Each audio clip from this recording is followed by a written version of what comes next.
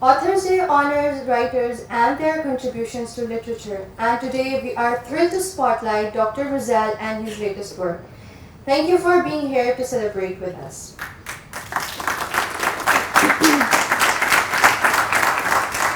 So, before we dive into the event, let me give you a brief introduction about Authors Day.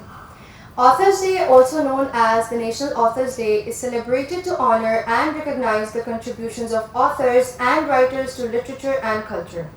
It is observed annually on November 1st across the world. The celebration was first established in 1928 by Bureau of Education and National Women's Book Association to pay tribute to authors and encourage people to read and appreciate literature. The date of November 1st was chosen because it was the death anniversary of author and journalist Oliver Wendell Holmes, who was an influential figure in American literature. On this day, people are encouraged to read books by their favorite authors, visit libraries, reflect on the importance of writing and literature in society, and acknowledge the contributions of local, national, and global authors. It's a day to appreciate the literary world and the writers who shape it. Isn't it, Faiza? Yes, I absolutely agree with you, Tashmi. Now we would like to begin our event with the recitation of verses from Holy Quran, and for that, I would like to invite Mr. Ziaullah, a second-year student from Faculty of Arts and Sciences.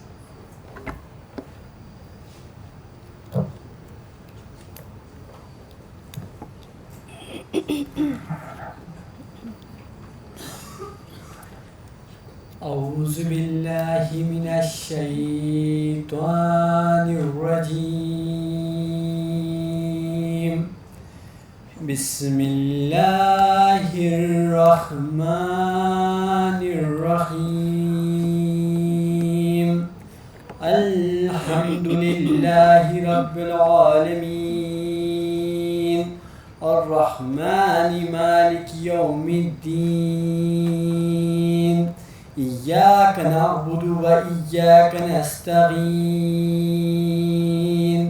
اهدنا الصراط المستقيم صراط الذين أنعمت عليهم غير المغضوب عليهم ولا الضالين.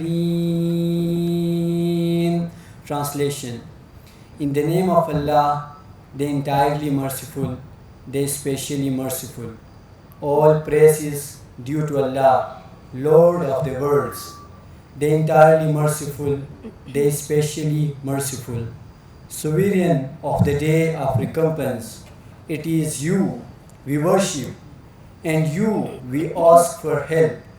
Guide us to the straight path, the path of those upon whom you have bestowed favor, and not of those who have evoked your anger, or of those who are astray.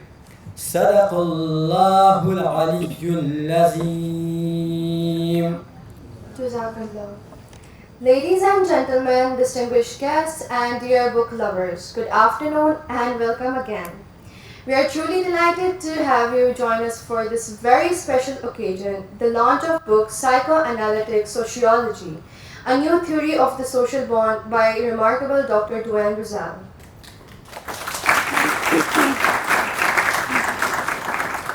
Indeed, today we celebrate not only a new book, but also the immense creative journey that brought it to life. My name is Tashfin Zahra, and I'm honored to be co-hosting today's event alongside Faiza Zafar, freshman students of Faculty of Arts and Sciences, as we dive into the extraordinary world that Dr. Duane has so masterfully crafted. Psychoanalytic Sociology, a new theory and social bond, is not just a book. It's an invitation to experience something profound, a narrative that beckons us to explore sociology and psychoanalytic theory. But before we step into the captivating universe of the book, allow me to invite Dr. Stefan to cordially welcome you all. Inaugural Dean of Faculty of Arts and Sciences, Aga Khan University, Dr. Stefan, a cultural anthropologist who specializes in the study of politics, law, kinship, farming, and religion in Punjab, Pakistan. Dr. Duane has lived and worked in Pakistan off and on since 1982 in both urban and rural locations. He was the editor-in-chief of Social Science Computer Review, a SAGE journal from 2020 to 2022. Let's give a big round of applause to Dr. Stefan again, please. Thank you very much, and thank you, Faiza and Tashfeen, for emceeing so nicely.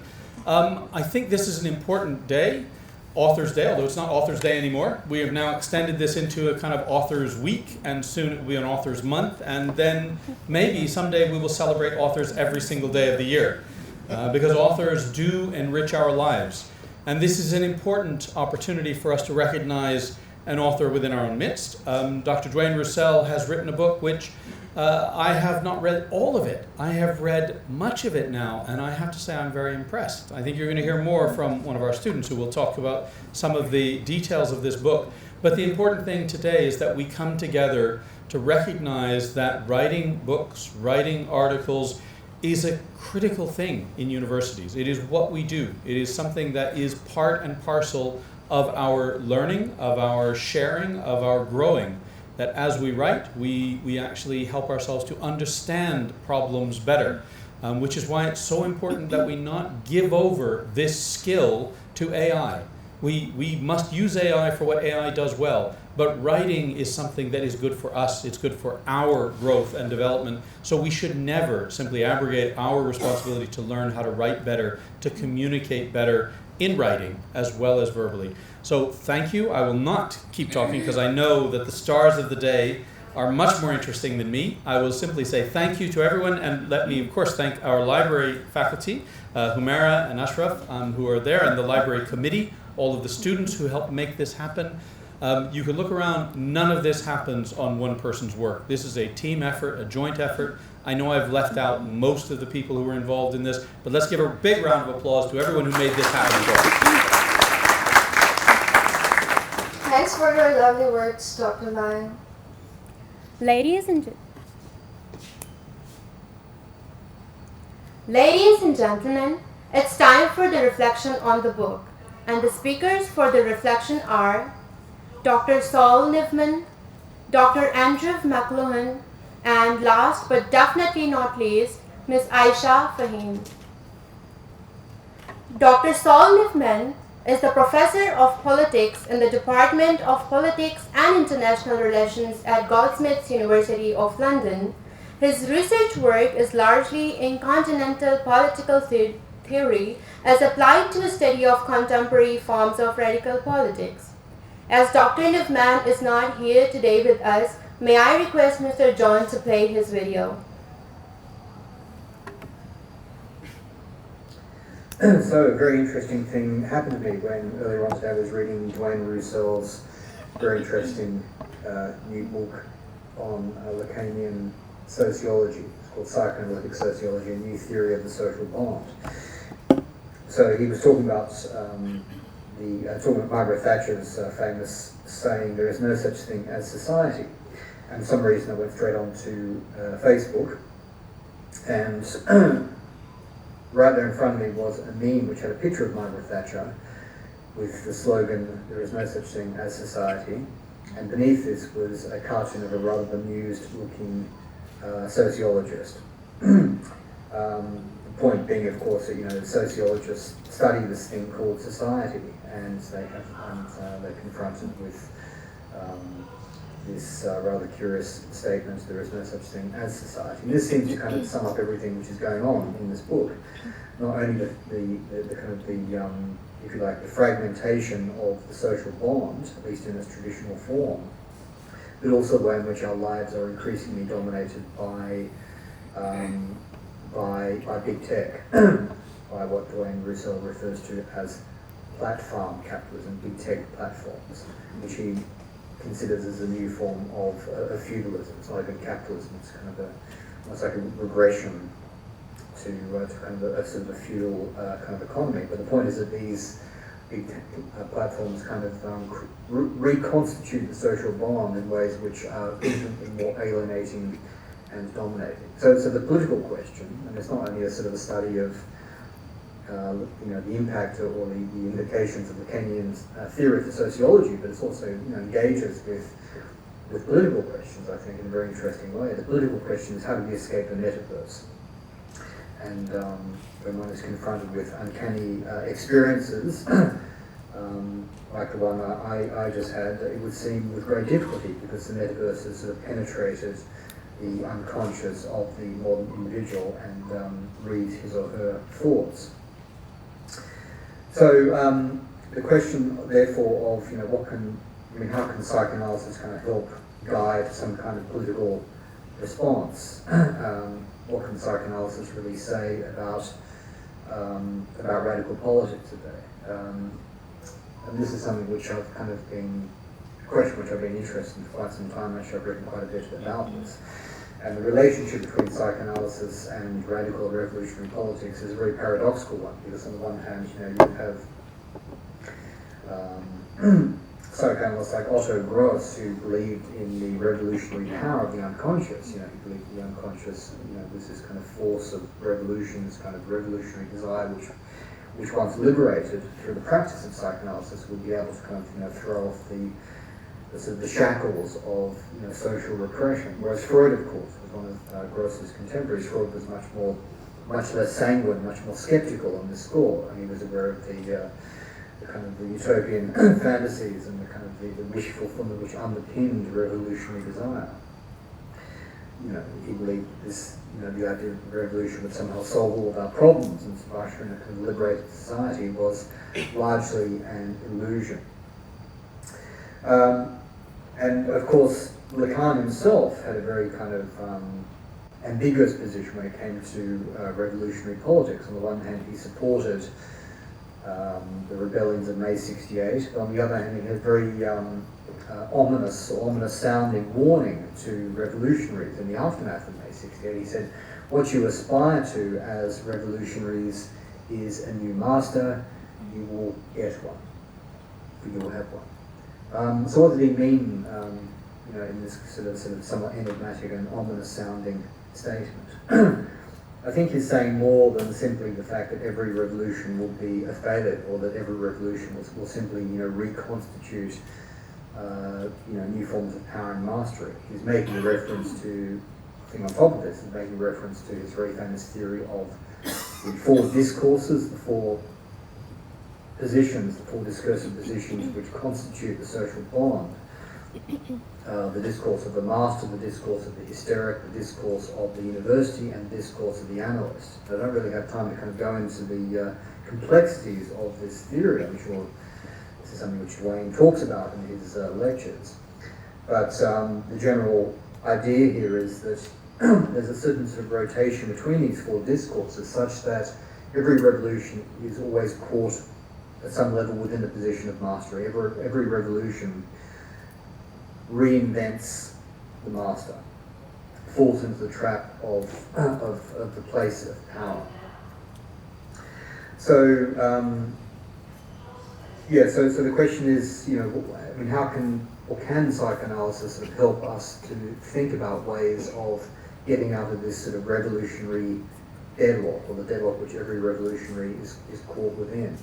And yet, I guess, the problem here, I suppose, is that the revolutionary needs a state, or needs some kind of symbolic position of authority as something to kind of fight against, but also as something which actually creates his or her own identity. What would the revolutionary be without the state? What would the revolutionary be, or who would the revolutionary be without the sovereign?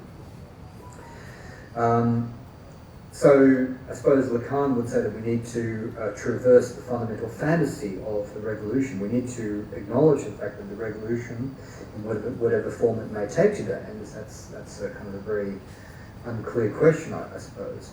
The revolution will not solve our problems. The revolution will not kind of usher in a kind of utopian society. This is simply a kind of a fantasy. But what I think psychoanalysis can show us, or teach us, is, and this is, to return to kind of Margaret Thatcher's statement, there is no such thing as society.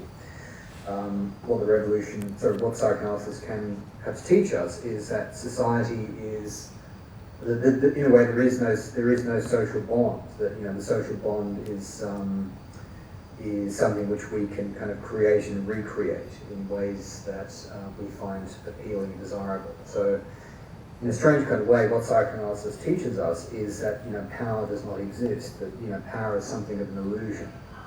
And when we realize this, we have much more freedom than we think. So this is the kind of the radical reading, if you like, of Margaret Thatcher's conservative version of there is no such thing as society. Revolutionaries or radicals today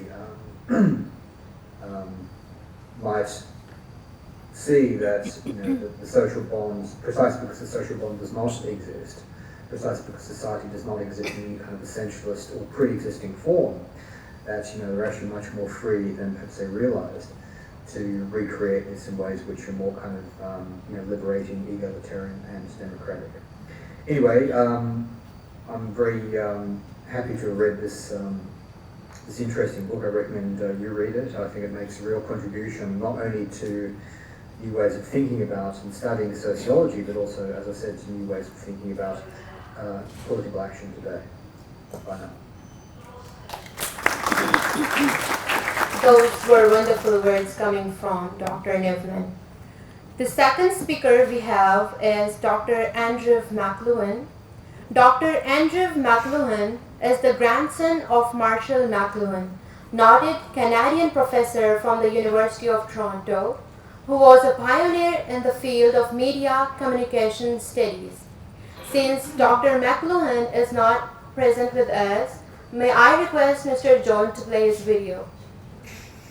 Hi there, Andrew McLuhan from the McLuhan Institute in Southern Ontario, Canada, to talk for a minute about my good friend Duane Rousselle's new book, Psychoanalytic Sociology, which I've had the pleasure of getting a sneak peek, a little look inside of, and I'm very excited about it.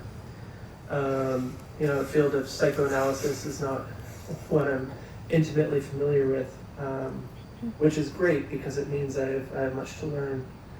From what I've seen, this is an interesting thing that Duane is attempting to do here, bringing together psychoanalysis and sociology, which seem like they should be separate disciplines, and maybe a century ago they could have been, but I'm not sure that in today's world they can be. And so Duane is doing, I think, a necessary service, maybe an unavoidable service in bringing them together into conversation and removing some of the barriers, because after all, these two things are intimately involved, and I don't think you can truly understand or have any effect on one without an appraisal of the role of the other. To add to that, we might have to involve technology in this discussion, and that would be where the work of my family, my grandfather Marshall McLuhan, my father Eric McLuhan, might come in with a bit of help, because of course the environment around us is the major shaping force, isn't it? And that environment is increasingly a technological one. So perhaps we might even have to add a third category in with psychoanalysis and sociology and adding technology. And I'm sure you wouldn't disagree with that. In any event, I wish I could be there in person for the book launch, but I'm happy to be a small part of the conversation here, and wish you great success and certainly huge congratulations for this book, which I think is going to be a very valuable addition to both fields of psychoanalysis and sociology, and even a broader audience of academia as well, because ours is a time for mixing categories, for erasing formerly rigid lines. If not now, then when? So congratulations.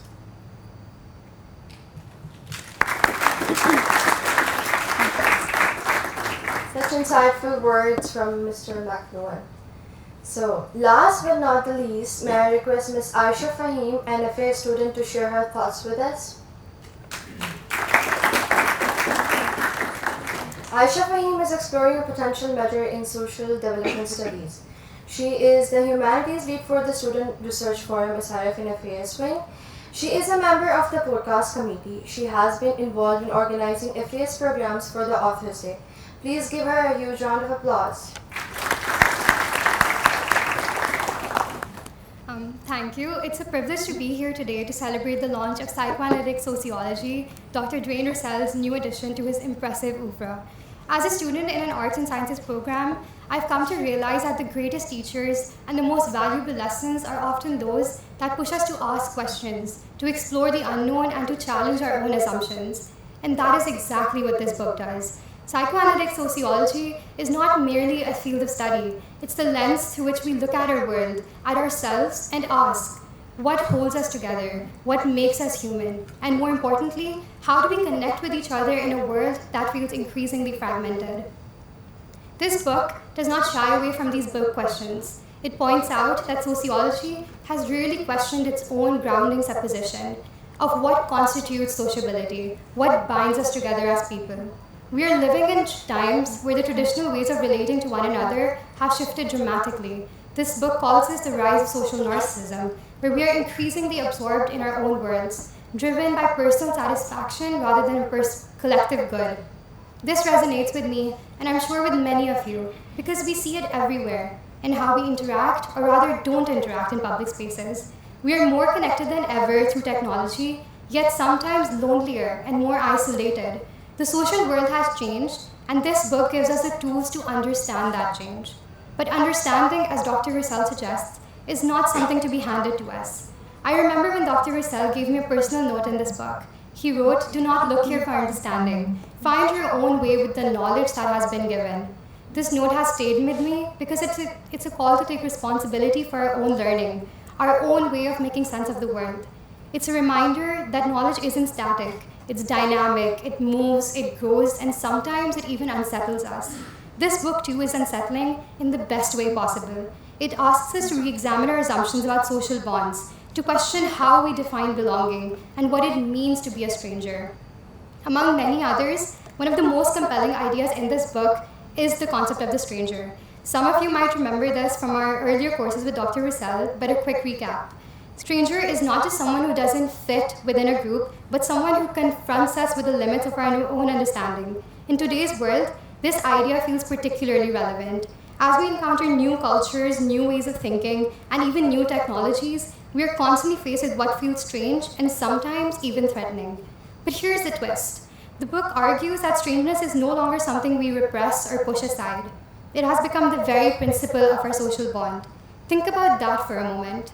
Our societies are not defined by universal norms or prohibitions, but by the ways in which we affirm the uniqueness, the monstrosity, as the book provocatively calls it, of each individual. The challenge, however, is how to embrace these singularities, these differences, without losing sight of our shared humanity. This, I believe, is one of the most critical questions of our time. How do we relate to one another in a world where our differences are not only visible but celebrated? The book suggests that our contemporary social bond is characterized by this elevation of strangeness, where the stranger is both a threat and an opportunity for growth. In today's world, where we are witnessing the consequences of a loss of empathy, a loss of meaningful dialogue, and an increasing reliance on technology that separates rather than unites, this message couldn't be more urgent. The book mentions how the rise of AI and virtual worlds, referred to as the era of the metaverse, is pushing us further away from our own subjectivity, from our capacity to dream, to question, to feel. We're in danger of losing the very space where human connection and imagination thrive. But there is hope, as Dr. Rousselle argues. Singularities, these unique, irreducible aspects of our identities, have the power to offer something new. It's about finding ways to relate through one another, not through assimilation or conformity, but through invention, through creativity. I see this hope reflected in university students worldwide who, despite the risks, have chosen to stand in solidarity with Gaza. At institutions like Harvard, Columbia, Yale, and NYU, students have protested, knowing that these acts could threaten their standings within their networks. And in an unprecedented show of unity, even Jewish communities themselves have joined in protesting against Israel's policies, hence proving that we don't have to be the same to connect. We can be different, even radically so, and still find common ground. As I conclude, I want to leave you with this thought. This book isn't just a sociological study.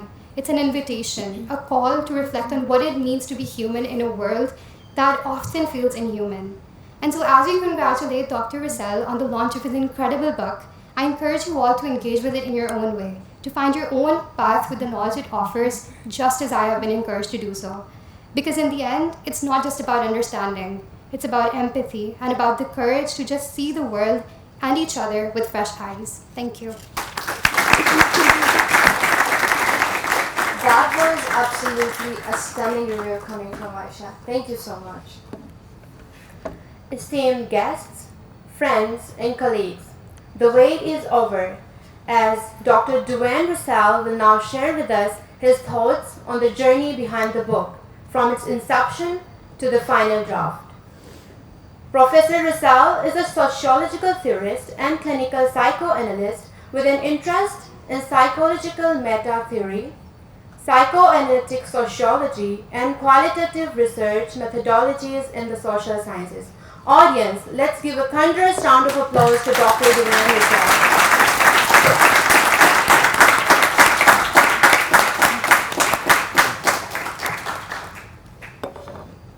Today, I'm already learning that there is, it's a lesson from psychoanalysis, there is some therapeutic effects in having felt like you've been heard, which is wonderful.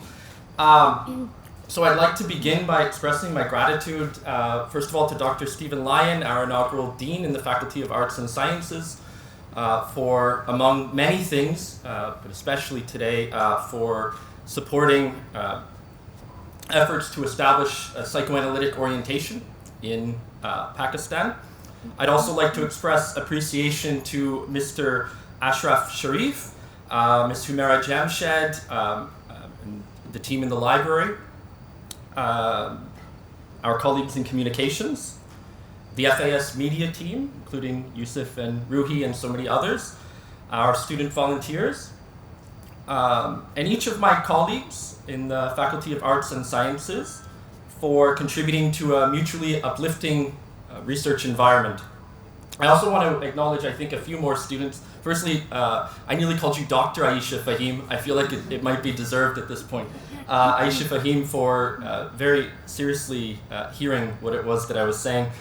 I feel like I can't neglect to mention my former students at the School of Advanced Studies because they were involved in early versions of this book. This book was transcribed and edited at least some of the chapters in it, and they were participants in that discussion. Okay, so I think I have about 20 to 25 minutes. I've jotted some things down that I do want to say. I've listened to the thoughtful messages from my colleagues, and I'm pleased to learn that an eisegetical reading is possible. What's eisegesis? To be distinguished from exegesis. There may only be one book written in one language, but saying so will do nothing to eradicate the singularity of each reader. Each reader seems to bring something of themselves to the text. In a way, this was a topic that was pursued tirelessly, perhaps even a bit clumsily and haphazardly, within the book around the watchword singularity. The book was supposed to be called Singularities, or the Era of Singularities, or something like that. I maintain that this question of singularity is worth sustaining. It might even one day contribute to a robust theory of psychoanalytic pluralism. But to develop that, we would have to begin up front by admitting that for psychoanalysis, truth is not universal. It's not for all. But it's also not particular. It's not for some. It's singular. It's for each one.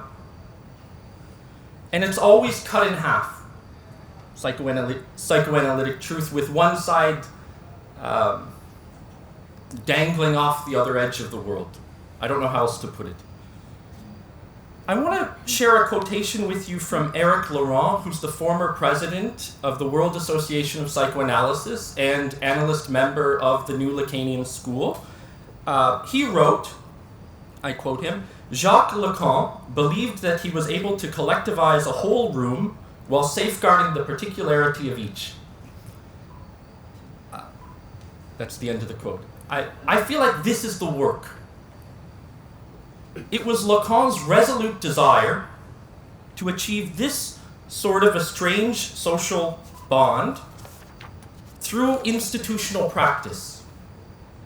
For some reason, against all common sense, he thought that it could be possible to transmit, by which I mean to teach, psychoanalysis while preserving the singularity of each one's experience in relation to it. I maintain that this is not only a sociological principle, but it's also a possible social product of a psychoanalysis. It's sometimes dignified by Lacanians with the word school. They call it the school with a capital S. So I think I'm getting a bit obscure and I'm getting a bit ahead of myself, so I think what I want to do is kind of unpack everything that I've just said. This book was not an attempt to think psychoanalysis necessarily with sociology, although that's clearly a part of the journey. It was an attempt to position psychoanalysis as sociology, as a sociology. It's the psychoanalyst sociology, rather than, let's say, the sociology of psychoanalysis. It's quite the difference. I maintain that psychoanalysis is a practical sociology. And I feel like I can say it in this room, since many of you will have ears to hear this. It's based upon an experiential learning environment. It doesn't mean that we refuse to partake in sociological or psychoanalytic theorizing, as even Freud himself was prone to do. It's just that theory for us is demoted. It's demoted to the status of ash, or if there's any readers of Thomas Aquinas, we could say it's like straw. I want to quote Leonard Cohen, a Canadian lyricist, musician. He said, "Poetry is ash. It's only evidence of life." I don't see why we couldn't claim this also to be true of psychoanalytic theory with respect to psychoanalytic practice. This book began with an emphasis on the impossible, on impossibility. For me, this is the cornerstone of psychoanalytic sociology. It begins with the impossible, and that sets it apart from all schools of sociology which had preceded it, including conflict theory. Conflict theory in sociology as a school is often focused on constitutive tensions, constitutive ruptures within an overarching social bond. Freud conceived of psychoanalysis as an impossible profession. For him, it was like two other of the impossible professions, namely teaching and governance. He said, because you cannot be guaranteed in advance any possible favorable outcome. Freud's discussion of impossibility seems to have extracted something from the modal logic of Greek antiquity, ancient Greek philosophy, and it led many down these dark labyrinths and lots of theories on impossibility and its importance and centrality in sociology. But what we can say with some confidence is that the practice of psychoanalysis often begins with impossibility. Just think about it concretely. You're wandering around in your everyday life, and then you smack up against something, an obstruction, a wall. Or to take a different analogy, maybe your life seems fairly consistent with its routines and its rituals. And then suddenly something goes missing. This obstruction, this missing place, it's the cornerstone. It's where a psychoanalysis begins. I have no trouble calling it the missing cornerstone. Again, there will only be a couple of you for whom this will resonate, but it's, in some sense, the stone which the builders of this world have rejected. As Jacques-Alain Miller once put it, the it works never seems to work. And what we hitherto believed sometimes becomes exposed as a fraud, and we're shocked, we're in awe. What cohered becomes incoherent. Psychoanalysts are friends with the incoherent. Lacan was led from this Freudian premise concerning impossibility toward the possible, perhaps even the necessary. When it comes to the possible in psychoanalysis, it's always a matter of living in the midst of what never ceases not to work. In a word, it's what we call our symptoms, which the builders of this world seem to reject.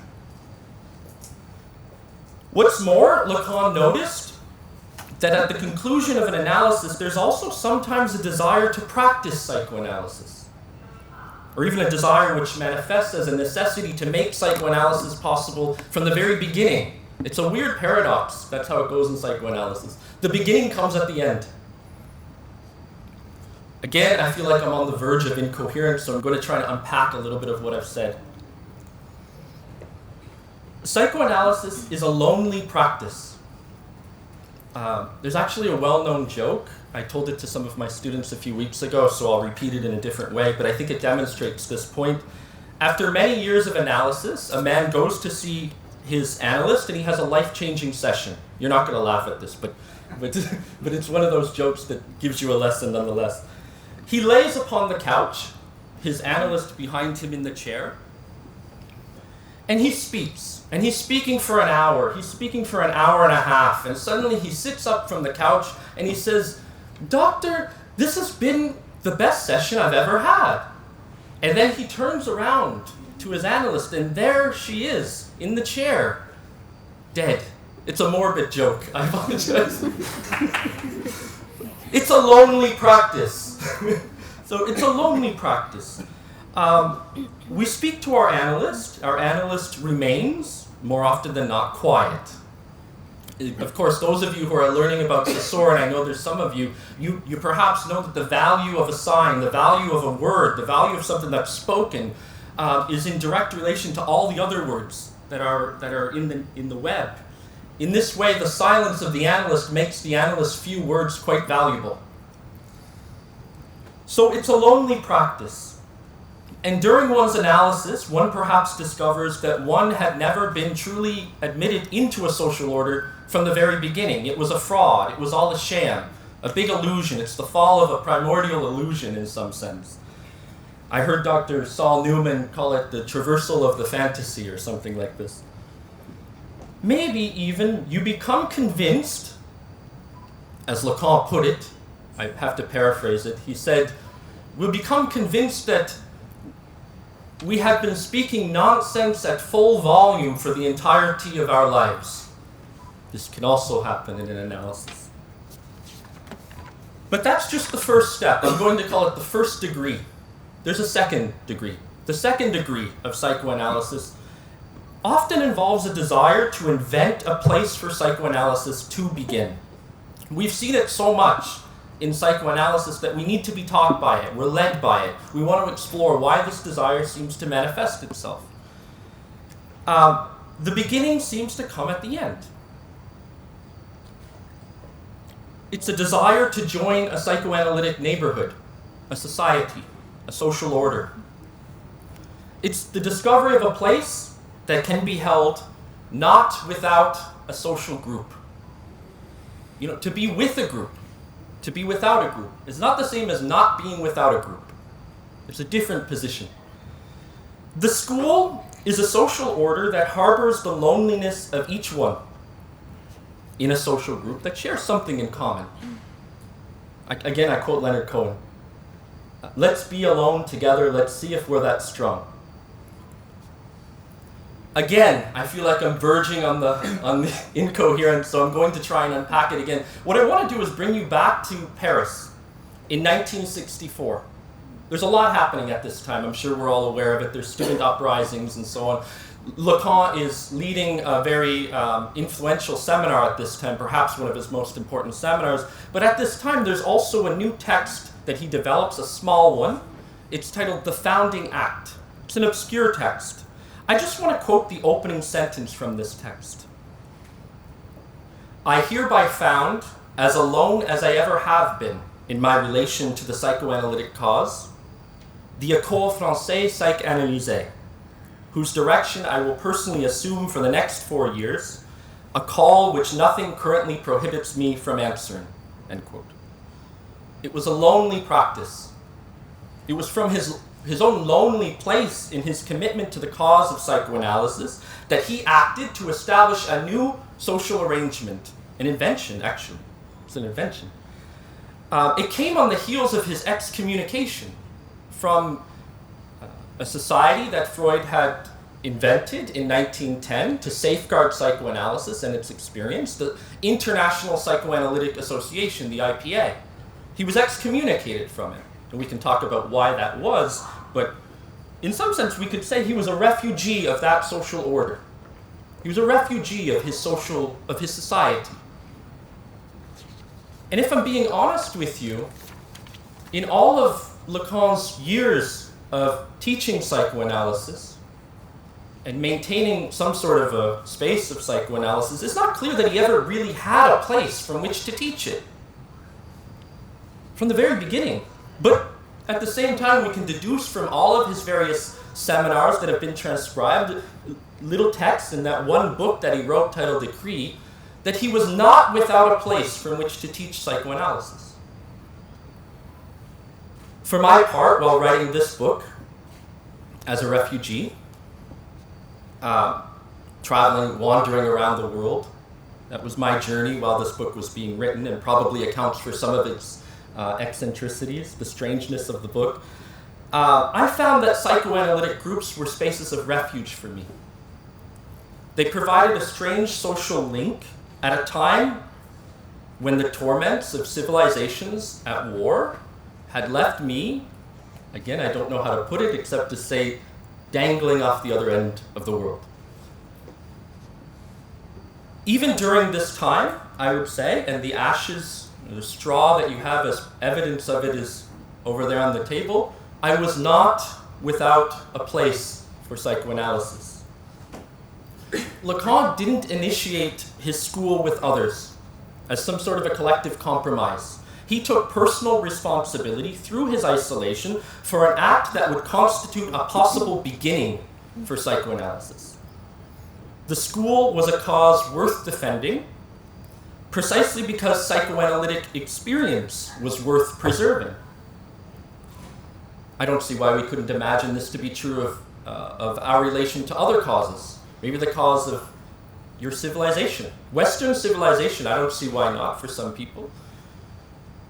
Jacques-Alain Miller, one of the school's former presidents and son-in-law to Jacques Lacan, said many decades later, in his own theory of the school, I quote him, "Lacan advances in the loneliness of a subject with a relation to a cause to be defended and promoted. With the school, it's a question of a collective formation which does not pretend to make subjective loneliness disappear, but which, on the contrary, founds itself upon it, manifests it, reveals it. Each one is sent back to their loneliness." End quote. So, it's not easy to invent a place for psychoanalysis. There are many challenges, the least of which would be a history of colonialism. And I confess that this is my testimony, singular testimony, I confess that to my own analyst, my supervising analyst, I told her I felt quite alone in this cause. I'm nonetheless reminded today that I'm not without companions. Lacan emphasized a pedagogical device, which he extracted from an influential British psychiatrist named Wilfred Bion. Bion was experimenting with a type of psychoanalytic sociology that would safeguard the particularity of each. He was collectivizing renegade soldiers, having them work together according to their unique talents, but in a really interesting way because there was nobody at the top directing them with commandments. It was, in a sense, an anarchist social bond. It seems to me that this sociological practice does not at all betray the healthy suspicion that Freudians and psychoanalysts often bring to their analyses of social groups. This curious group formation, which inspired Lacan put his, I wouldn't say masala, but whatever they have in France, he spiced it up. He gave it the Lacanian spice. He called it a cartel, a strange word.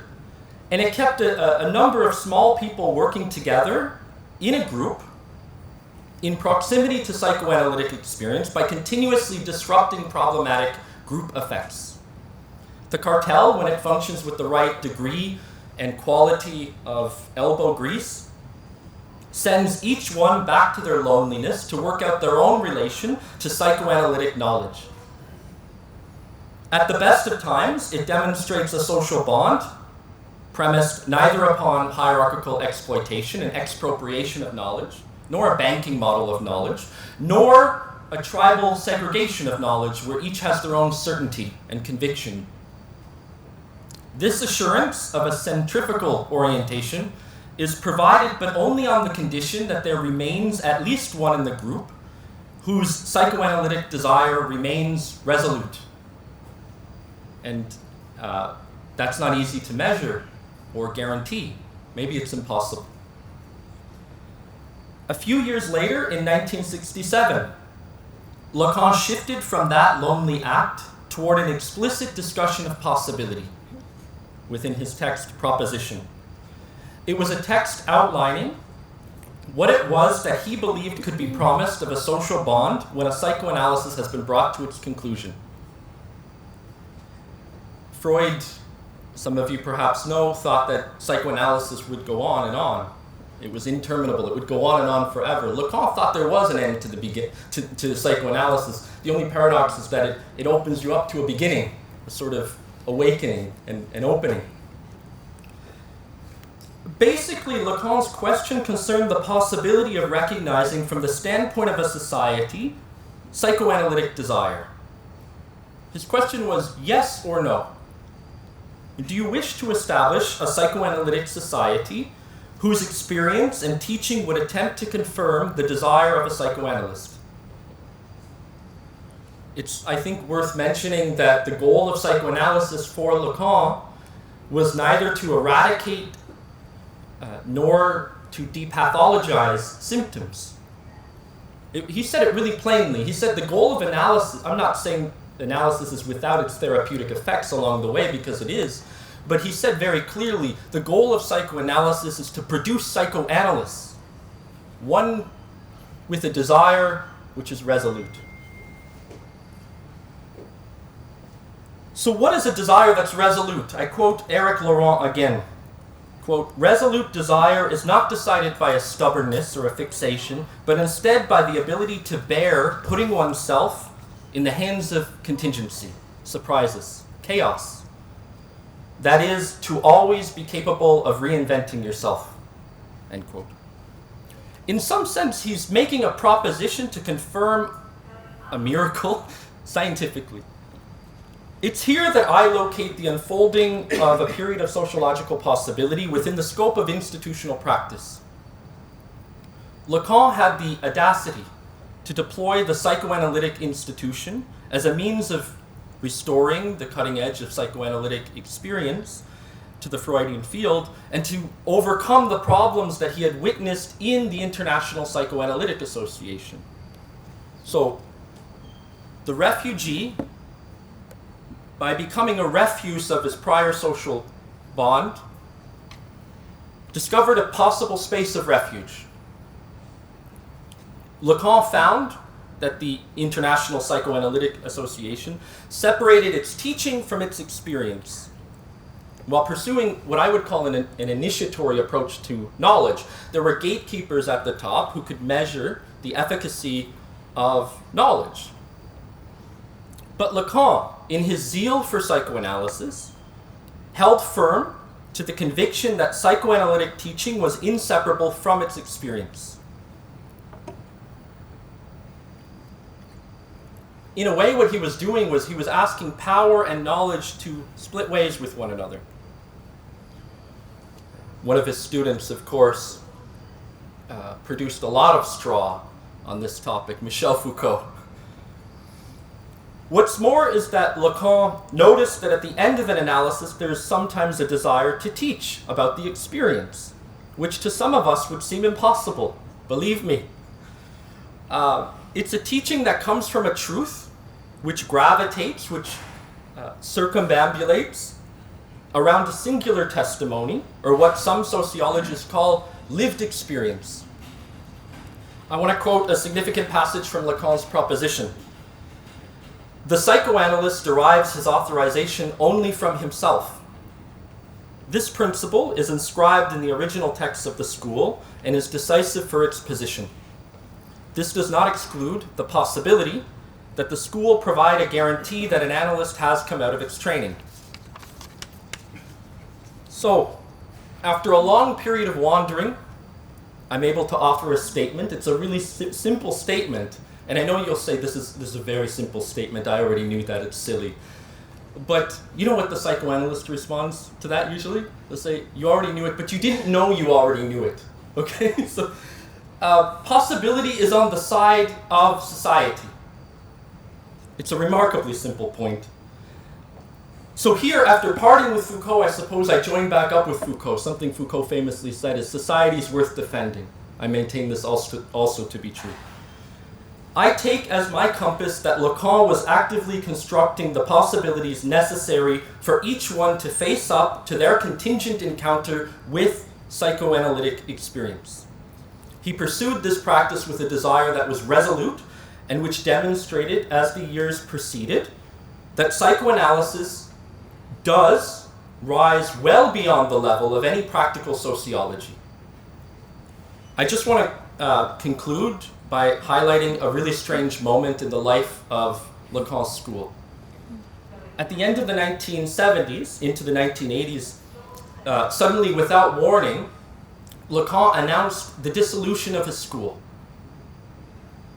It was clear until that time that there were a lot of people who had thought of it, including one famous psychoanalyst named François Dolto, she said, the school's yours. This is your school. Why would you dissolve the school?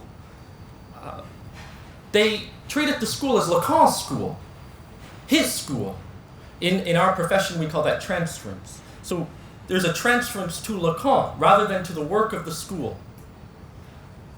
And as with most things in psychoanalysis, we don't want to eradicate it necessarily. We don't want to eradicate the transference, we just want to misdirect it, direct it appropriately to the work of each one in their relationship to the school. So what did Lacan, whose desire was resolute, do? He pulled the rug out from the entire thing and announced the school's dissolution. It's interesting because almost in the same breath, he said, this is my solution, my dissolution.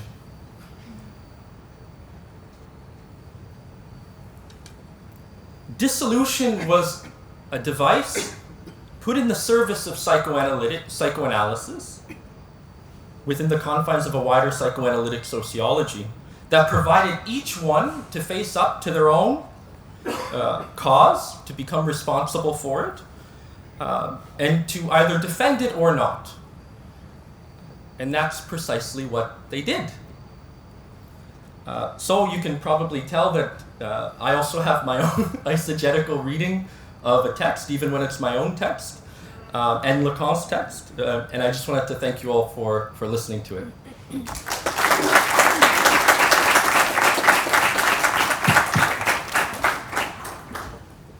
So thank you so much, Dr. Duane, for that enlightening glimpses into the heart and soul of the book.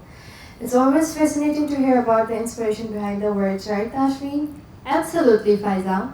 It was definitely very fascinating. Now, we would love to invite Mr. Yusuf Hassan to lead the Q&A session of the event. Sir Yusuf is a lecturer at the Faculty of Arts and Sciences here at Aga Khan University. His research interest is in philosophy of science and mathematics.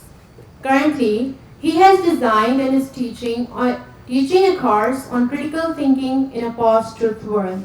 Audience, put your hands together for Sir Yusuf. Thank you, and thank you, Professor Rousselle, for being here and showcasing your work. This was wonderful to see. This session is for all of you now. this is a Q&A session, so I want you to think about questions or comments that you have for Professor Rousselle.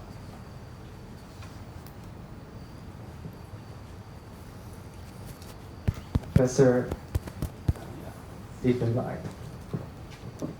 Thank you very much. I mean, that was a fantastic little tour de force around the book. Can I ask you to just explain one thing? So I get Lacan saying knowledge and power need to go separate, but I don't understand how you understand power without using knowledge as the constitutive kind of element of power. So knowledge and power from Foucault's point of view, he's not interested in the kind of knowledge that isn't power. So how do you do knowledge and power unless, if you're studying power, is it possible to follow this Lacanian trajectory, or do you have to go back to Foucault and say, no, these are constitutive of one another? Thank you, Steve. So Lacan had a very singular perspective on this. He had the arrogance, perhaps, to presume that psychoanalysis was the only discourse that could operate outside of the scope of what he called discourses of power. It's an audacious claim. He claimed, I think we heard Dr. Saul Newman make this claim in his way as well, that all the other discourses are variations, including the revolutionary discourse, because of the dependency on the master and the critique and so on. They're all discourses of power. So how does it do that? It does that because it focuses on not some, not all, but one, each one. In a psychoanalysis, we're dealing with what is singular, and there are singular knowledges. So, for example, we know, I mean, post-structuralism showed us some of this as well, the way in which, if I say a particular word, maybe you have a different signified, you have a different understanding of the meaning that would be attached to that word than I do. In some sense, the psychoanalyst's ignorance is to presume that you have a knowledge that is unique to yours and to yourself, and to respect that. So in the clinic, we try not to presuppose a knowledge. Lacan had an expression, he called it the sujet supposed savoir, the subject supposed to know. He said the moment you have transference, there's a sujet supposed to know. My professor's an idiot, or my professor knows a lot, he's an expert, or something like this. Transference.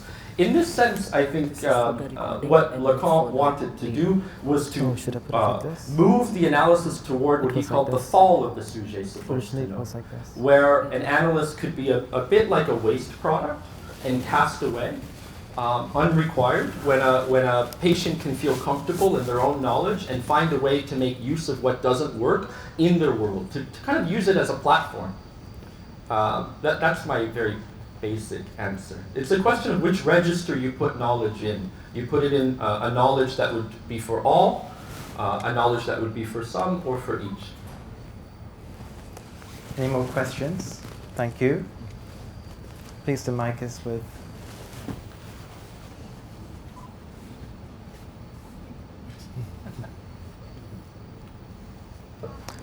yes. Hi. Okay, I hope. So, not a very theoretical person, so I can't ask about that. But I did want to ask you about what happened after Lacan dissolved the school, and what kind of impact did that have on the scholars then, and Lacanian theory moving forward? Because that's such a radical thing to do. I'd love to know more about it. Thank you. Yeah, great. Thank you for the question. It's almost instantly he built a new school. He said, how did he put it? I have a pile of people who want to follow me. I will not make a hole out of them. W-H-O-L-E. So the school continued, and it in fact expanded, and it gained influence because of this move. Now we have 7 schools around the world speaking multiple languages. So dissolution became understood not as the end, but as the beginning. By beginning there, it was able to succeed. It's quite likely the school would have failed quite tremendously had it maintained and had he sustained the transference to Lacan. Lacan had an idea that knowledge should move, just like we heard from Aisha. And he said right from the beginning in 1964 into his proposition in 1967, and then in the dissolution in the 1970s, 1980s, he said the principal organ of psychoanalytic teaching is of course, your own analysis, but also what he called the cartel, which is like a small study group. They are all around the world. We have some cartels now in Pakistan. And these cartels are small groups. And the goal is to keep knowledge moving. So he said you produce a whirlwind effect. Every time knowledge seems to stick, you try and keep it moving. And that's the goal of the person who's called a plus one, the sort of paradoxical leader of the group. So yeah, the answer to your question is it succeeded precisely through its failure. And we see the way in which the dissolution is regularly used as a tool in the service of psychoanalysis. Thank you. Aisha, you have a question? So in our current world, where our political climate, keeping in mind what it is, our singularities, considering how polarizing they can be, how do you find that common ground? Because polarizing singularities can be very catastrophic, especially in our political climate. So what's the end goal? How do we get that common ground, that solution? It's a tough one. When I speak a lot about Lacan, and I apologize, but this is my the space where I do a lot of my work. In the beginning, in psychoanalysis, up to the early part of Lacan's teaching, there was this idea that he said it plainly, the big secret of psychoanalysis is that he said the big other doesn't exist. We don't relate to each other, although we think we do. We saw this in Wittgenstein, right? Wittgenstein's beetle in the box argument. We have this common language. I used to do this thing in my seminars, you know. I would put on a sheet of paper, and on every sheet of paper I'd draw a beetle. I'd distribute the sheets of paper around the room. I'd say, just discreetly look at what's underneath your sheet of paper, and raise your hand if you have a beetle. And everybody raises their hand, and we can keep talking. We think we have meaning there, which is wonderful. We think we have common terms. It's a necessary thing, of course. That's why Lacan said it's on the side of necessity. But then I say, wait a minute, flip over your sheets of paper. And everybody flips it over. One person has a drawing of a Volkswagen Beetle, another person has Ringo Starr, another person has the insect, another person has the word beetle. We were not on the same page here. We were singular. So the big secret was, for a long time, we thought we understood one another. And this is what fueled psychoanalysis. Oh, I thought my wife understood me, or I thought my husband understood me. Oh, there's a rupture. We need to come to common terms again, and so on. So that was a paradigm in psychoanalysis. But then we witnessed from our patients, this isn't some theorizing, we're not sitting in a chair just thinking, you know? We're hearing people say this to us. It's an early detection system. Our patients are like an early warning detection system. It's like NORAD or something. We get a sense of what's coming. And our patients were saying to us, I know that we don't have any common terms.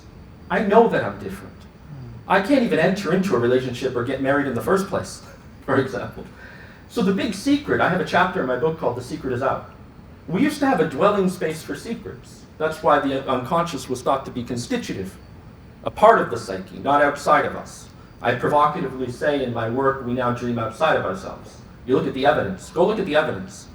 COVID Dream Project, it's empirical evidence. People are claiming they're not dreaming like they used to anymore. So my question has always been, where are these dreams going? And my claim is they're going, and if we understand the dream work in the way Freud understood the dream work is a process of metaphorization, of metonymy. It's a poetic device. It goes into ChatGPT. It goes into Hollywood. This was what Freud discovered as he moved from dreams to the analysis of creative writing and daydreaming to the analysis of myth, and so on. We dream outside of ourselves. And so there's no dwelling space for secrets. Secrets are constitutive of the social bond now. In some sense, they're a part of the ruling apparatus. We all know everybody's dirty secrets now, to a greater or lesser extent, but much more than we used to. So we learned about this from our patients. So we all know that we can't come to common terms. The idea before was to put the accent on impossibility and to say, be realistic, demand the impossible. There's a reason why Lacan didn't like this expression when students were saying it in 1968 in France. Because in some sense he realized that we're already in the impossible. We need to focus on now and what's possible. We need to build social orders. We need to actually build commonality. We need to find a space of common terms. Because we're all aware that we don't relate to each other now, most of us anyway. So this is at least a preliminary answer that I'm myself not entirely sold on. So thank you, Aisha, and thank you. Speaking of singularities, Professor Rousselle, I had the pleasure to read your book as well. And I thought of Richard Dawkins as I was reading your book. And I'm not surprised that your book title was supposed to be at some point Singularities. Richard Dawkins popularized the term, the concept of mean, which is really a cultural analog to biological genes and how they propagate, how cultural information is propagated in a viral manner. Over here, you, it seems to me, are also popularizing the concept of singularities, but not your physical or mathematical singularities that maybe most of us are familiar with, but a sociocultural analog to those singularities. And I thought it was very fascinating how you use that to explicate social bonds. Can you tell us what motivated you to go in this direction and in this sort of innovative manner? Thank you. I'm torn on the word singularity. In fact, the word is being used by a lot of psychoanalysts today, and we are informed by physicists, and it does have a lot to do with what's going on in physics and mathematics and so on. There's a point at which in the whole, there's a crystallization of something. A singularity is a certain type of stubbornness that we cannot do without. What makes us most us, what makes each one most themselves, the eccentricity in each one of us in some sense that we cannot be rid of. It's like an excess, a residue of something. I'm using the word a bit sloppy. I would say it was interesting because for physical singularities, you've got a collapse of laws in describing phenomena, and here you have a collapse of communication between social bonds, and if you could, I guess, elaborate on that. It's like we're speaking different languages, and whereas before we at least, I don't want to generalize this too much, but there was a sense in which we had a sense that we could form groups with a shared understanding under a law. We saw this with the United Nations and so on, attempts to do this. You would have things like road states and so on, but the idea was how do we bring them into some sort of a common arrangement, some sort of common law. But I think something has shifted. Again, I hesitate to generalize it too much. An example that's accessible, because I'm being very conscious about jargon. In Lacanese, there's a lot of jargon, and it can be really daunting and enigmatic. So I'll give you a concrete example. When I was younger, let's say 15 years old, there was an event. Some of you have heard this example from me before, in my high school. And it was called Beat the Freak Night. It's a terrible event. They would, some of the popular students, I think we called them jocks back then, they would go every Friday evening and they would beat up the stranger for being different. The stranger was in the group, in the high school, but different, and you needed to beat them into conformity. This is a model that we hear from people like Judith Butler as well. This inspired Judith Butler. In fact, she has a testimony as to what brought her into queer theory.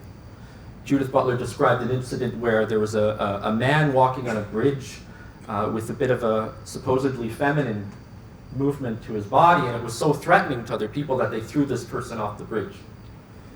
The stranger is something in the group that you want to make to conform. So it wasn't cool to be strange when I was a kid. And we see this in a lot of social theory. If you read Karl Marx, He had a theory of estrangement within a social world that he called capitalism, where we were alienated and so on within a social world.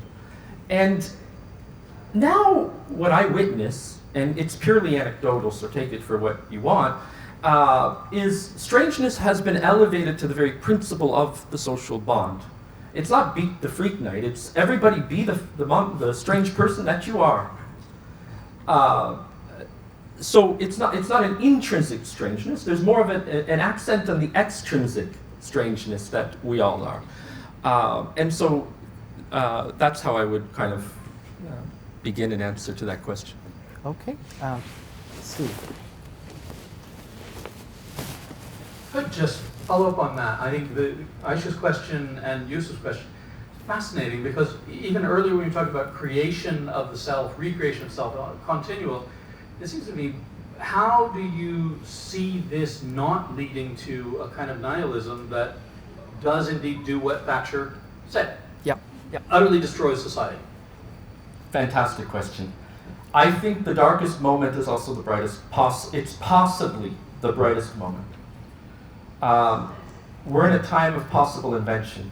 As we talk about things like globalization, liquid modernity, whatever you postmodern capitalism, whatever you late stage capitalism, platform capitalism, we've got so many names now, and that indicates something in of itself. We used to have sort of one name to name it all. We would call it modernity or capitalism, and now we've got all these names to anchor us together. But anyway, I've lost my thread. What was the Oh, a certain nihilism. Yes. So what we saw was, let's take a concrete example of COVID.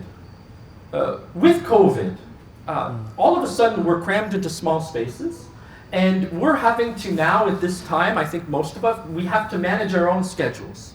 You know, when I was working at McDonald's, I worked at McDonald's, it's true. Donald Trump can go and try and fact check me on that, but it's true, I worked at McDonald's. When I worked at McDonald's, I had somebody to blame. I could blame my boss for my terrible situation or whatever, right? He managed my schedule, and my boss would say, you have to be in between these hours and so on. And you need to move your body from home into the workplace at this time. So I had somebody to blame in some sense. As we move into, I don't know, whatever you want to call it, each one has their own name, it seems, neoliberalism, whatever you want to call it. Suddenly, we become increasingly responsible for managing our own schedules, managing our own workloads, and so on. We have to take greater responsibility. In earlier times, let's say, just to give it a naive history, pre-Thatcher, pre-Reagan, pre-Deng Xiaoping, and so on, you have, first off, the ability to offload responsibility onto your police and judges and so on. But you also have a world that's structured for you in some sense. After that, suddenly you have to start to invent your own way to live in this world, increasingly. If pre-1980s we would dream of freedom, this is like a marketing strategy. I feel like I'm doing a PR. We had to dream of freedom because we felt, a lot of us in our relationships and so on, imprisoned. We wanted something else. We would dream of freedom. I think today, in some sense, what we're suffering from is freedom itself. We don't know what to do with it. We don't know what to do with at least in the Western world, we don't know what to do with it, and so it's on us to invent our own family structure. Zygmunt Bauman, famous sociologist, talks about the liquid family. I just call that we have to invent our own families, how we relate to our partners, what constitutes a family. We're inventing gender, we're inventing, and it's all on us. And we can feel that responsibility quite tremendously, or we can take a glass half full approach, and we could see it also as a time of possibility. So on this point, I'm actually not a nihilist. I was for a very long time, until most recently. But I'm actually on the side of possibility. And I actually think that this is simultaneously the darkest, a very dark period, but also a period ripe with possibility.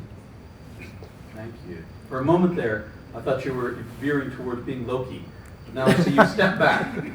Freedom is not our enemy. Yes, Aisha, please go ahead.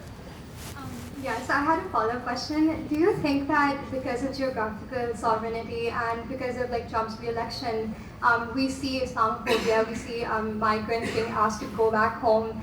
So do you personally think that the future of sociability is bleak? I honestly don't know.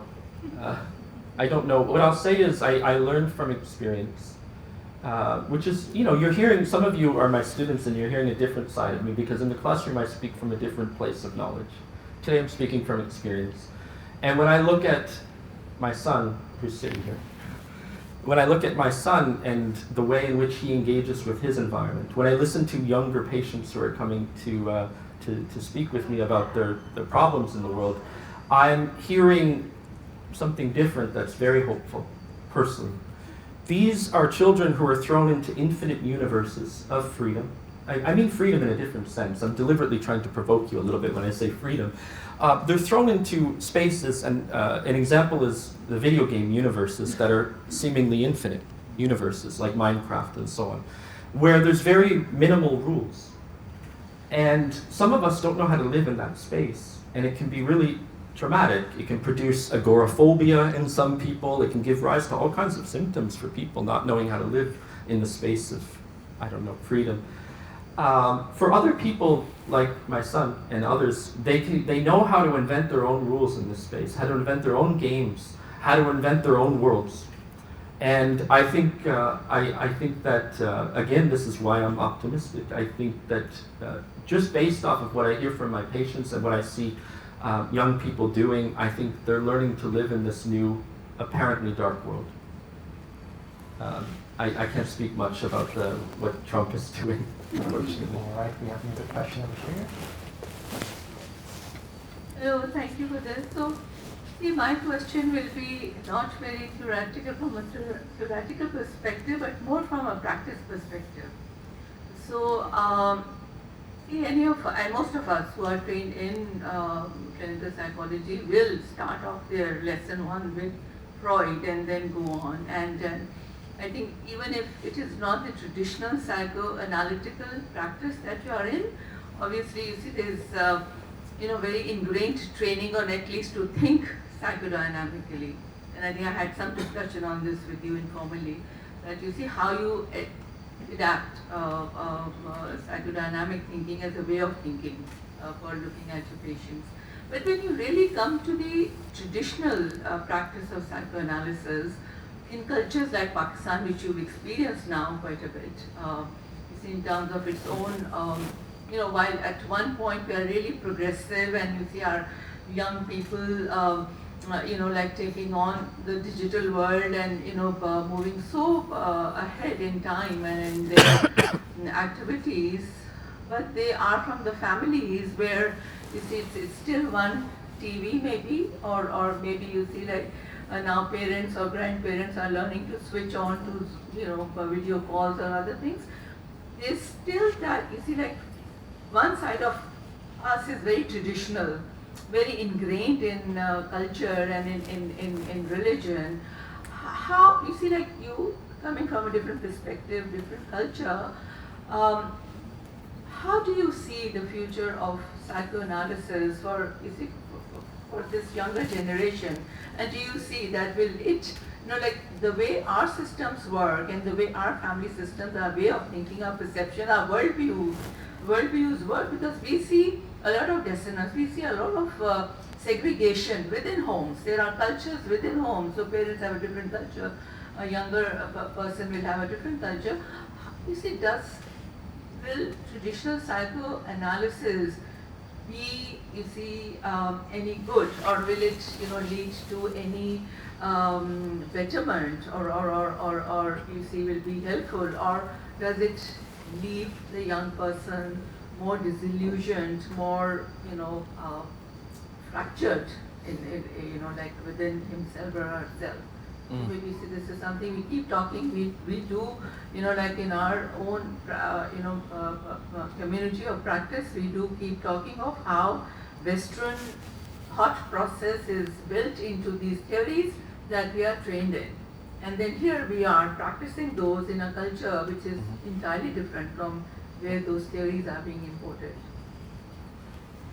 That's a question from a psychoanalyst in my mind. This is the question a psychoanalyst would ask. It's a pure question.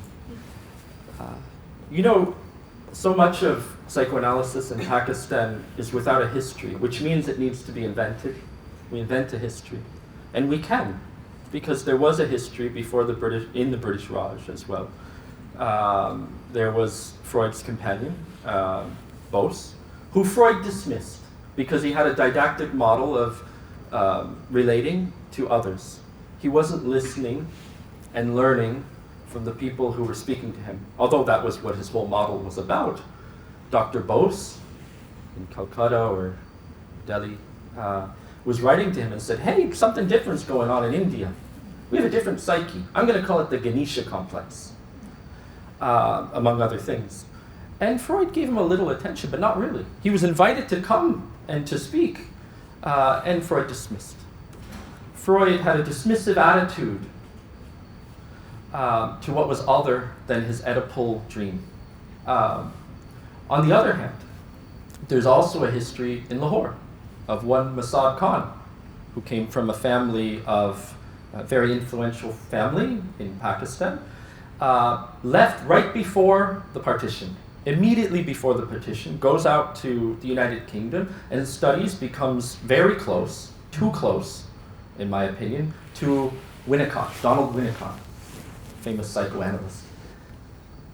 Winnicott, in my estimation, after reading and speaking to the author, there's only one real author of books on Masad Khan's life because she was the only one to have access to it. It's a British psychoanalyst named Linda B. Hopkins. I spoke with her. I got the sense that Winnicott was too close to Masad Khan. They almost seemed like lovers. They weren't, but they almost seemed like that in the way I look at the relationship. And I don't think Winnicott knew what to do with Masad Khan. And Masad Khan today, there's problems with him. He's controversial. They don't know what to make of him. They call him crazy, they call him this, they call him that. Nobody knows what to make of him. Partly because they're using a didactic model of trying to interpret what it is that he's saying, instead of focusing on experience. What Lacan offers is a different way to begin. This is a contingency. I went to Habib University and I gave a talk, not quite a while back, on psychoanalysis and artificial intelligence, and I was surprised to see so many people from around Pakistan coming to listen to a talk on psychoanalysis, and I thought, this is curious. There's a demand for psychoanalysis here. I didn't bring that demand, nobody else. It's already here. Why is it here? So I'm asking the same question as you. Why is it here? And I'm learning, because some of these people bring their demands to me in the form of analysis, and I listen to them as patients, or they bring their demands to me in the form of, let's work together, let's build this or that, a conference, or some courses, or whatever else, let's form a group. That pre-existed me, that was here. So are we listening to it? It's a question of what they can teach us, rather than us saying, we have this Oedipal model and let's map it onto the psyche here. What I'm learning is the place of families is very important here. Thank you very much. We are at the end of this Q&A session. Thank you, Professor Duane Rousselle, and I'd like to give, well, you can take over this.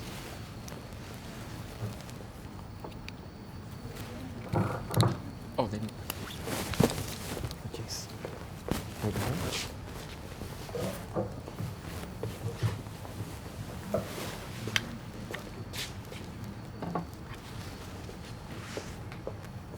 Thank you so much, Sir Rousselle. Now may I kindly invite Mr. Ashraf Sharif to the podium to share his thoughts and offer the closing remarks for this event. Can you please give a huge round of applause? Ashraf Sharif is an assistant professor and associate librarian at Aga Khan University. He is responsible for managing the AQ Libraries network across Pakistan. In addition to his administrative duties, he teaches students and researchers effective literature search techniques, reference management, and systematic review methods. Ashraf has published 11 research articles and 5 research protocols in various international and local journals. He is currently pursuing a PhD in information technology. Thank you very much, MCs. And thank you all for being here for this wonderful program. It's really a wonderful program by the FAS, Faculty of Arts and Sciences. I'm very thankful to Dean Steve for providing us the platform under the umbrella of AKU Authors Day. And as Dean Steve said, it's not Authors Day, rather it's Authors Week or maybe a month. So we are continuing this Author Day celebrations throughout this week, and maybe there will be one program in FAS tomorrow and another one on 12, I guess. So thank you. I would also like to thank you on behalf of Office of the University Librarian and on behalf of Associate Vice Provost Dr. Peter Gatiti, our Global Organizing Committee for Authors Day, and Yusuf and my library team mates, Midrar, Shiri, and some other colleagues are there. Thank you for being here and making our all events successful. This year the FAS has organized 4 events in this series, but this book launch is third in this series. Out of these 4 events, 3 were organized by FAS students, UB.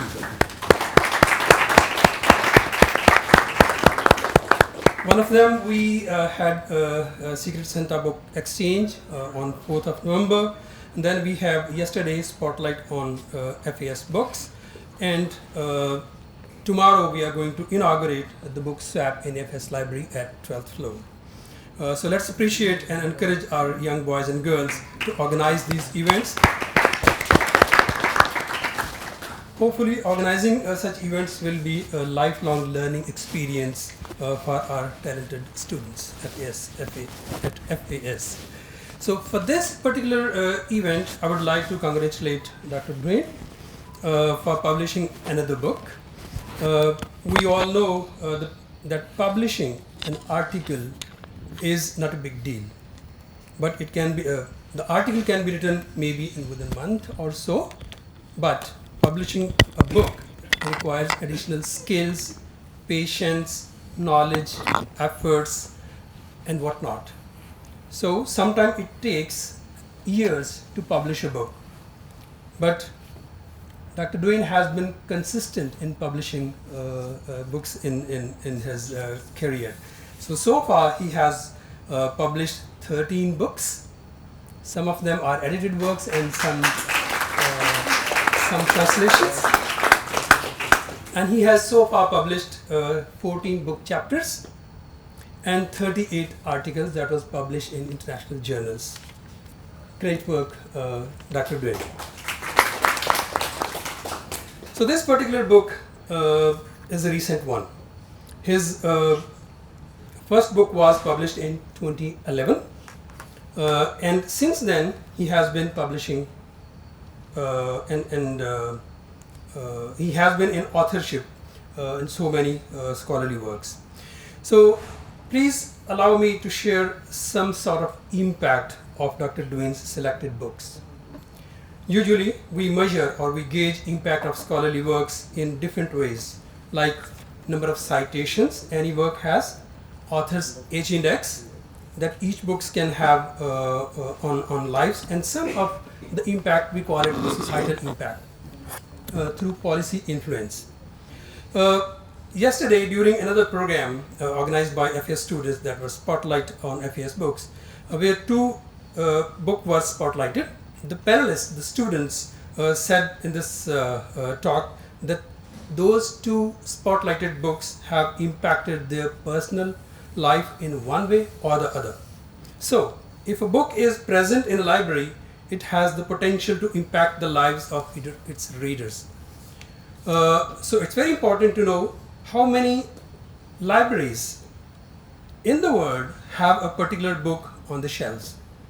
And for Dr. Duane books, I'm happy to share that his books are available in 2,147 libraries across the globe.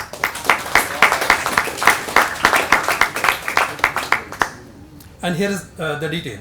His first book was published in 2011, and it's available in 1,436 libraries across the world. And then in 2018, there was a book which is available in 122 libraries. In 2019, he published another book. It is available in 270 libraries across the globe.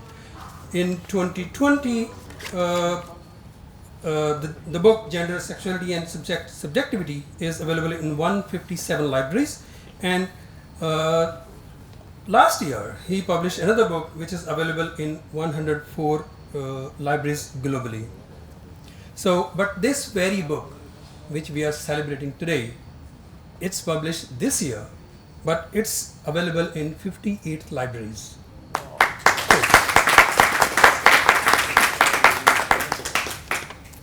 So lastly, in the journey of celebrating the Authors Day 2024, our FAS library team has been very active and very well connected with the students in organizing all the events under the leadership of Humaira Jamshed. She's our FAS librarian here. So let's give our library team a round of applause for putting a lot of time, energy and efforts into celebrating Authors Day series. The library will be coordinating with the students' body to celebrate such events in future. That's another way for us to contribute the students' learning in AKU. Thank you very much.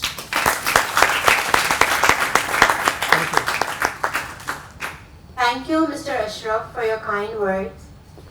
Now we invite Mr. Ashraf to come forward and present the memento to the speaker. I request Mr. Yusuf Hussain and Ms. Humaira Ilhaq, Librarian FS, to accompany Mr. Ashraf.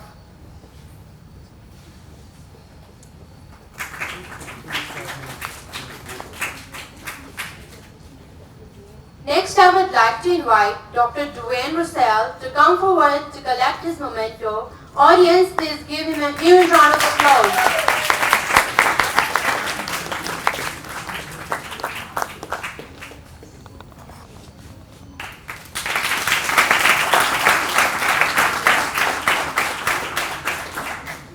Now I request Mr. Ashraf Sharif to present the memento to Aisha Fahim.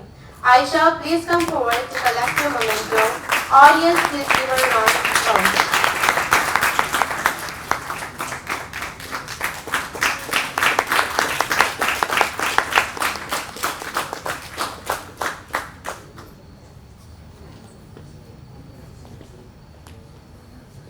May I request Sir Yusuf to please receive his gift from Mr. Ashraf Sharif?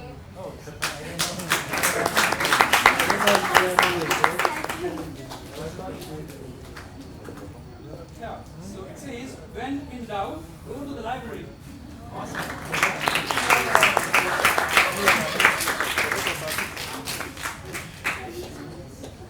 I'd like Ms. Tashfeen to please receive her gift from Mr. Ashraf Sharif.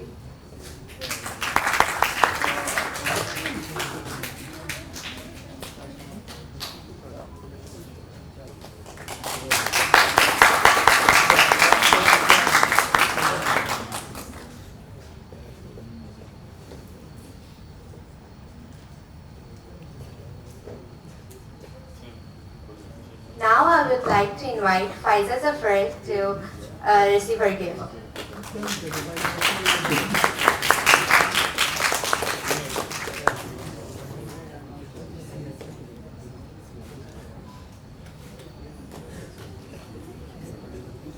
Thank you, sir. Thank you, ma'am.